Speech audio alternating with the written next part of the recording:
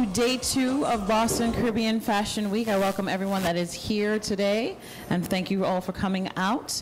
Today is our Carnival panel discussion with our costume designers and band leader. Today we have Daryl Cox of Designing Daryl, Deborah Lherison of Basic Classics Incorporated, and band leader Larry Jordan from IMAS. And moderating in all today is going to be radio host David Martin of Big City 101.3 with his show Caribbean Connections. So without further ado, hope you all enjoy this conversation. Please feel free to ask questions along the way. Do not be shy at all. And without further ado, I'm going to pass it over to Mr. Martin. Take it away. It's all yours.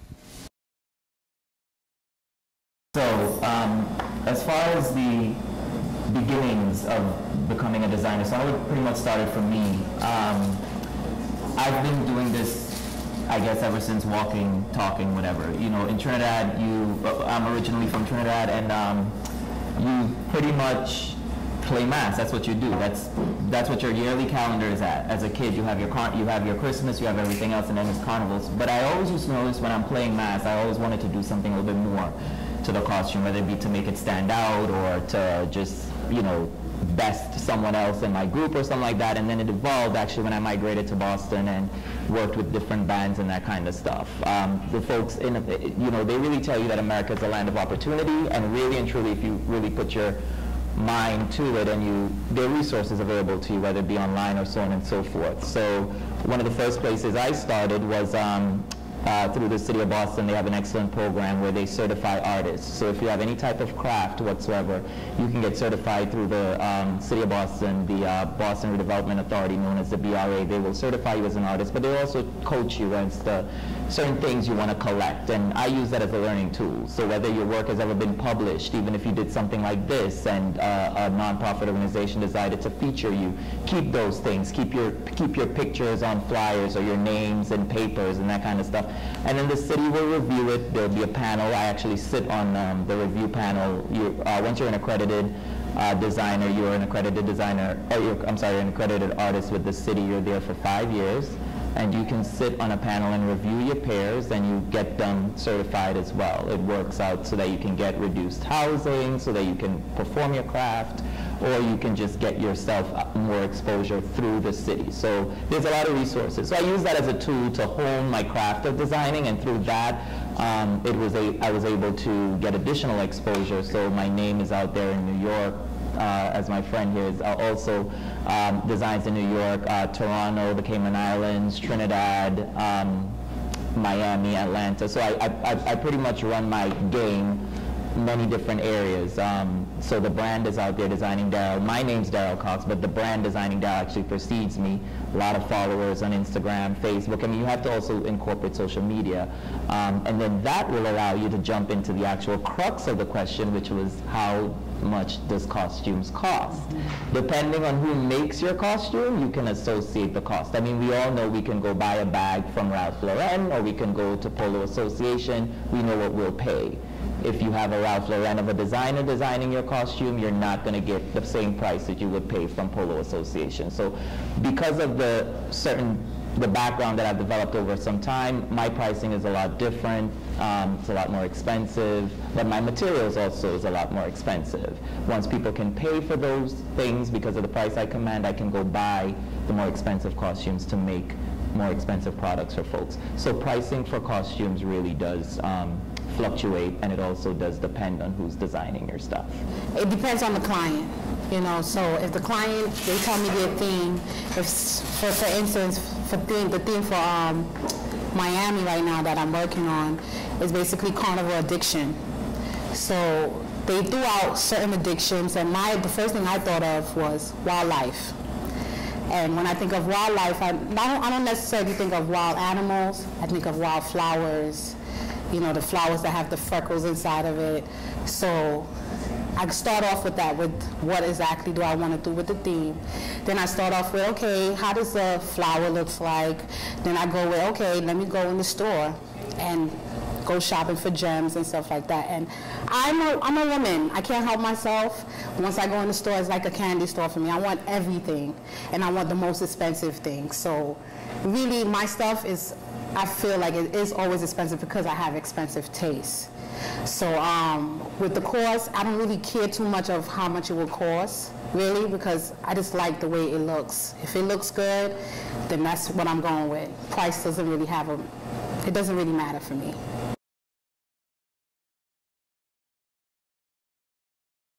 Well, I'm Haitian, but I don't necessarily use the color palette from where I come from. This necessarily the colors that just remind me of what the theme is. So I used, for Carnival for Miami, I use purples, I use pinks, I use blacks, I use greens.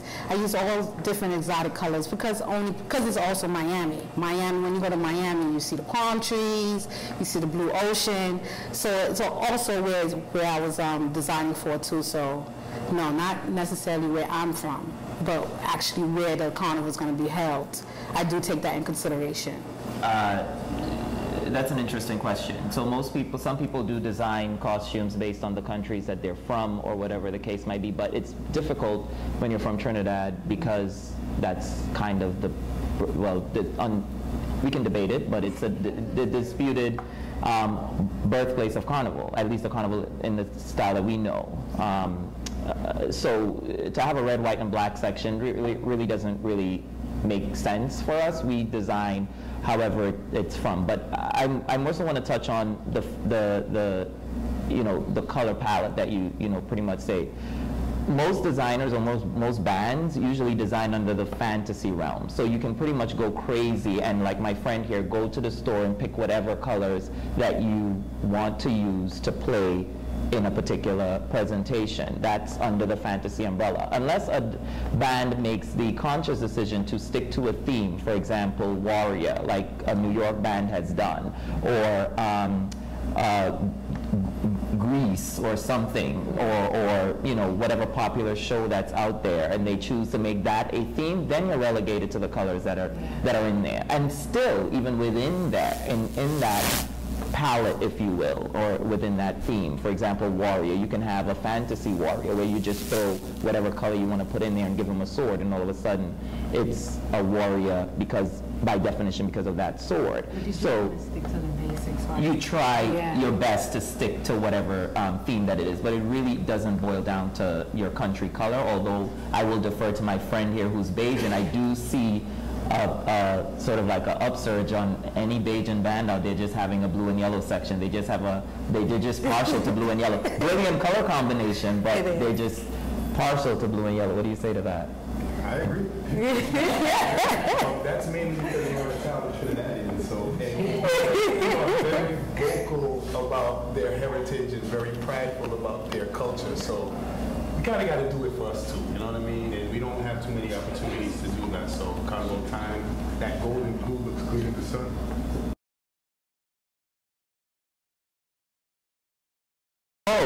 We can get our theme from where we're from, or I get my theme from. Actually, I don't get themes. Themes are given to me.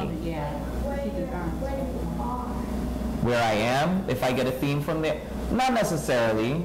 Sometimes, but not all the time. Most of the time, in order for a band to be able to have people come and play with them, they have to do things that are relevant. So if a theme is something that we see on TV a lot, then we'll probably try to do that in a carnival band. So that way people can say, oh, I want to play the Disney characters because right now it's for children, and or I want to, so it really does depend on kind of, I would more so say where you're at versus where you're from. And for children also, like he just said, for children they usually want to do what's popular, what's usually what kids are liking now, what popular movie is out, like you just said, like I see some bands that have superheroes, they have a superhero theme, so it's usually what the kids usually like, so they will base it on that, what's the popular stuff that children like. Didn't say much today, but I'm Larry Jordan. My band is International Masqueraders, I.N.C. I'm not going to sell anything this year because we're not going on the road, but why not? This is time for that. This is my 4th year as a business, and we created this band, or we came out as a company in efforts to do stuff that is fun, to change the norm, just to change the usual. I started out as a DJ for another band, and within that band I was learning how to make masks from the designers and the people who are into it a lot, and I was kind of stuck there. I was there as a how would I say it, as home and away from home, just hanging with my friends. So after years of seeing Carnival from every other band doing the same thing, I just wanted different for me and my peers, and for those people in the community that wanted different as well. So we started a company, trying to do it in a nonprofit organization type setting, and taking Carnival into more than just people gathering together for August and trying to do things for 1 year. I want to keep the Caribbean element, right, I want to keep the Caribbean element 12 months of the year. I want kids to be able to see and do and just think about a Carnival or a Caribbean element all year round. So that was the primary concern of IMAS. All right, I'll start. Personally, I'm not a designer, because I give credit to designers who actually can draw and think, and so my element of, I call it pseudo designing, is I would take a mannequin, I would take certain styling of cloths or patterns that I like, and from what I've learned dealing with the people who taught me how to do it, I'll make, the girdle piece, the headpiece, and things of that sort. But I still wouldn't consider myself a designer. Our second year, we had a theme called Out of Africa, and I created a zebra type section. And zebra pattern, zebra boots, nice headpiece, and did all right in sales. So to answer your question, I'm not a designer. I can do a little one too, but my favorite concept or anything that I created was a zebra section in our second year. That's how we started. So the themes really? The theme was Out of Africa, and we had a lion, zebra, snake, just elements, animals. The kids were more plants and stuff, but. So you're up and coming designer. So, good question. A combination of things keep me excited to design, but overarching, or for all the different things, and I can echo some of the things that probably will be said on this panel tonight, like zebras or themes or whatever the case might be. But overarching all of that is the ability to be innovative and really teach the younger generation. I like to know that the work that I'm doing is going to be somewhere, some sort of, a repository somewhere that folks are learning from. Sure, we can argue if it's copying or whatever the case might be, but I'm looking at it as learning. I really look at it as bringing a more innovative approach to costume design and being able to share that with folks that are looking at it, taking from it, improving existing conditions that they're in with respect to their masks. So for example, if someone has been historically doing costumes using one type of feather or one type of something and always had a question about using something else, and I've done it and they've seen it, then they're now going to use and put in their own mix into it and be able to design their own particular piece. And that's why a debt of credit has to go to these programs like Facebook and Instagram, and the immediate value that it adds to if I'm at a launch and someone, I have a videographer and he's filming me and it's on social media the next day, or it's on or they make these fabulous little 5-minute videos that you can put up on, or 5-second, whatever it is, on Instagram, 12-second videos you can put up on Instagram, and we're getting the information out there for others to learn from. That's the overarching thing. That's what gets me excited. Because it's kind of like a pay it forward, if you will. You do something, and then all of a sudden someone else is going to do it. That kind of wakes me up every day and makes me want to design something, something fabulous. But as far as my best design, I haven't designed it yet. You should see what he designed already. Well, what keeps me excited is my niece. My niece is here in the audience. I love dressing her up. You know, she's like a little dolly to me. So she keeps me excited by this. So she changes every year. You know, the teenagers, they change every year with the different moods and attitudes. So now she has like a little shave on the side. So she gets a little edgy. So she kind of motivates me. Just watching her change, that makes me want to change my style every year. I always want to make sure that I'm fresh, that people like it, people her age like it, people my age like it. So that keeps me excited. The colors, the themes, colors I never touched before. Like I never did a costume in black.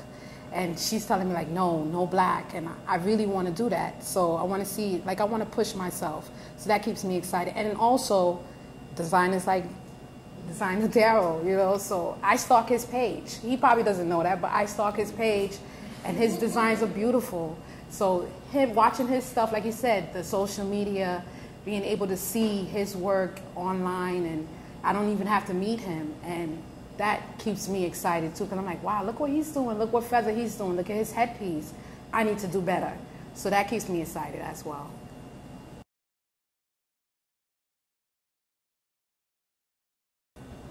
Anybody who, when you're building your team, anybody who is involved, and I can say I can speak for most camps when I say this. Anybody who builds their team, everybody in the team understands that they're doing it for the love of it. And that's, you know, that's the bottom line without getting too long. Anybody who has the concept or the mind frame that I'm helping her to make money because she's going to come back and give me money, and we're all like, none of the bands have that, because primary goal is just to go out on the road and have a good time. And everybody who's involved, who is helping you on that level, they have that like, all right, let's get this done. Let's go out on the road and have a good time. And that's the bottom line. It's a love. So Larry spoke about the emotional piece of it. That's all well and good. I turn off the emotion because for a lot of the work that I do, it has to be a business. You have to have sound business acumen. You have to have some kind of strategy about you.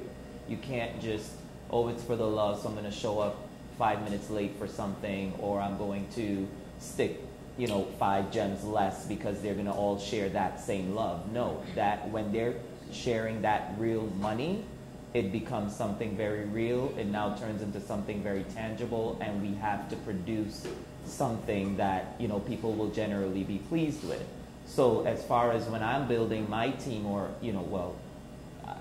to the extent that my team is a little bit different because I don't have a mass camp per se, but because of the work that I do, designing what could eventually become a mass camp for people, my team now comprises of like a videographer, a media expert, a person who's really in touch with public relations, and that kind of stuff. Things that if you have a mass camp, when you have a mass camp over some time, you will then have this auxiliary piece of the team that I'm building now.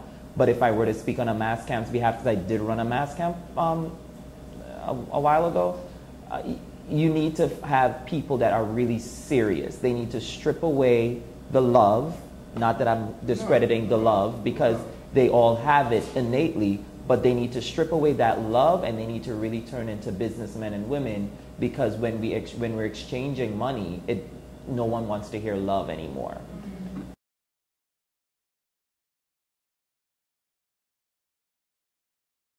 No, it varies. So if I'm contracted to design for a band, a section or whatever, like my friend here to the side of me, I will do, they'll contract me to do a prototype that they will then recreate. But part of the team that I've built, exists a production piece of it. So all my costumes are produced in China, and so I spearhead that production process too.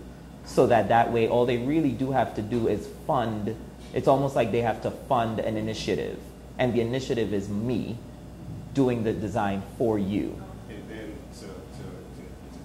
to put an end piece on that, on the band side, say I was to get a product off of him, I will have my team now where I'll have the sewers, and I'll have the gluers, and I'll have the people who will bead certain things, and that will be the end piece, to then those will hit the customers and hit the road.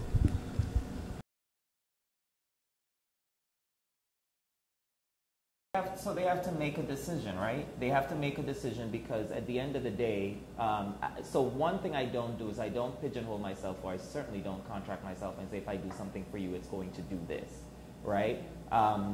What I do, though, is guide them to make that decision. I didn't just get here, you know what I mean? So it took time, and all during that time, I was basically paying attention to what are the things, like you said, gets them to that next level. And quality costumes, things that are, you know, strong, when you put on something, it isn't falling off, when, you know, having things ready when folks come to pick it up, giving, you know, studying the craft so that way it no longer looks like what we know Carnival to be of yesteryear, where we're sitting all around the table and kumbaya and sticking beads and feathers, but more so like you come, you pay, you get an electronic receipt, you come back, you get a costume, we go through, you know, that kind of stuff. I will take the person or the people that I'm dealing with and coach them through that process. I'll ask them if they're willing to do that, and I'll have them make the hard decision because, you know, ultimately it will come down to money. Sure, we can scale the finances as much as we can scale the finances as much as we want to scale it. But I think ideally the client that does approach me and the client that does want to come into my fold of design, they want a better product for their person. So they already know, like my friend said here, they already know that this is what they want to do. So I almost want to say that money isn't a factor, but if money becomes a factor, then we talk about scaling back or we talk about some scale options. But I try to get them to, because I believe that the type of costume that Boston needs for being in existence for 40 odd years certainly is not the type of costume that I still see being produced today. Now, I'm not going to go into great detail and bring every, you know, band leader under my fold, and I'm certainly not the messiah of mass, right? But they have to be able to know what they need to do to attract the kind of clients that they want to attract, that they see other bands attracting within their own community. And I think the public is speaking up. I think we have a lot of community people here that because the costumes in Boston are subpar, they just choose not to play. Or they would play in Toronto or play in other adjacent communities near to them. Or put on a t-shirt or jump with other options like the camel band, the mud band, things that will compensate for that void that they will fill by actually not wearing beads and feathers because they just don't want to wear the type of beads and feathers that Boston has to offer. Boston is very conservative. I find a lot of the clients here, they don't necessarily want to spend too much money for quality work. And like he said, you have people, mass bands, who don't produce that grade of work. So when they do see something that's really nice and they see the price, they're not willing to pay for it because it's like, yeah, we haven't paid that price here before, you know, and yeah, it's nice, it's quality, but I might as well pay with what I'm used to and what's more affordable.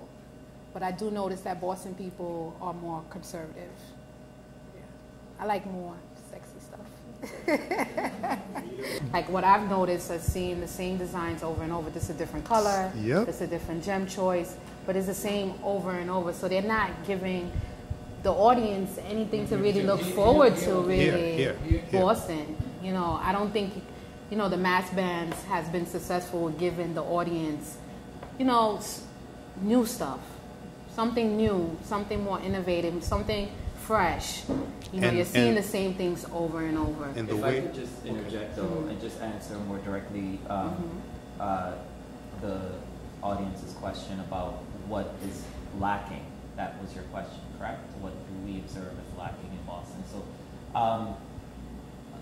a little more attention needs to be paid from the administration that controls the carnival, right? I think that more events like this, where it's put on by a separate entity, needs to be amplified by the umbrella organization that's responsible for carnival. I mean, we should not be, you know, the Boston Caribbean Fashion Week should not necessarily be an independent entity that's working, you know, separately to amplify our voice as designers. They should be working in concert with each other, right? So there's a disconnect there.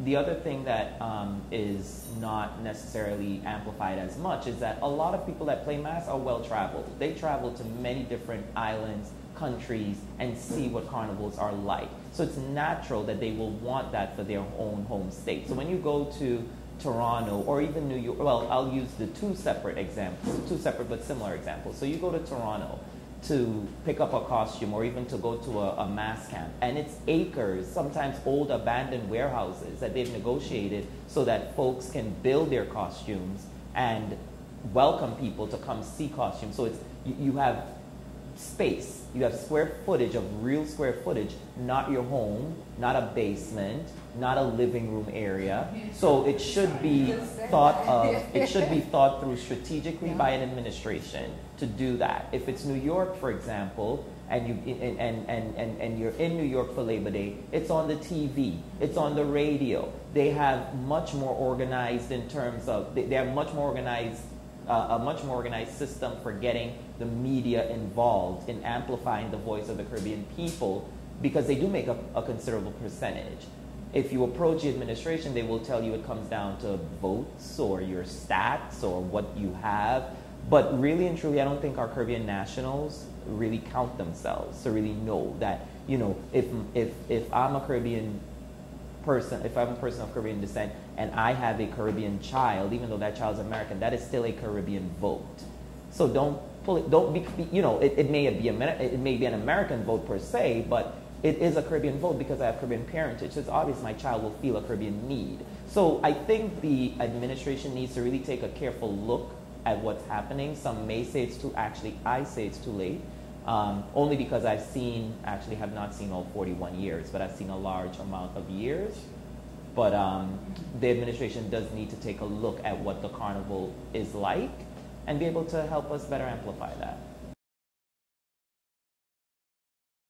Back in the day when I was designing and we just had, you know, a couple fabric stores, I would always go to New York. But it's sad when you go in the stores in Boston and you see them with the fabric from New York. It's like they get their stuff from New York as well. Yeah. And California. Yeah. And I use wire. I use wire for my headpieces or my back pieces. I also use felt to make sure it's sturdy, sometimes cardboard to make sure, it depends on how the size of the headpiece or the size of the backpack. The suit itself, I use regular spandex. Depends on if I'm doing plus size, I might use more elastic to hold them down. But usually I use wire. I don't know, what do you use, Daryl? So for me, a lot of the headpieces I use are welded. So it is sturdy and everything like that. You know, you use felt, we use the same felt and sponge and that kind of stuff to give you a little comfort. But in terms of the costume of itself, it's a typical bra, typical waistband, and it's sewn, the stuff is stitched in together. Bands would glue them together. They would, they still do. Yeah, they do, they use glue guns and so on and so forth. I mean, you know, I've used glue guns, and I still do sometimes. So, yeah, so if you've never worn a costume before, it's an experience. If it's on your bucket list, do it and strike it off. And you could take it apart and see how it's done. There's many elements. You can go skimpy with it, you can go conservative with it, you can... So a lot of people think that, oh, I'm not going to play Carnival because it's just a bra and a panty, but no, you can... Yeah, there are whole suits, there's monokinis, there's options. Yeah, you can be very covered up. One advice, all the carnivals that's happening in around Massachusetts, please go and visit them and just educate yourself of what you see and what you learn, and come back to Boston and say we're going to play in Boston and make it enhanced Boston Carnival for 2015. Well, it has been a pleasure. We're going to have another one like this again. I hope we get a few more people to come in and voice their opinion. And thank you. Thank you. So it's nice for you to come out. And it was good. Thank you. Very interesting question.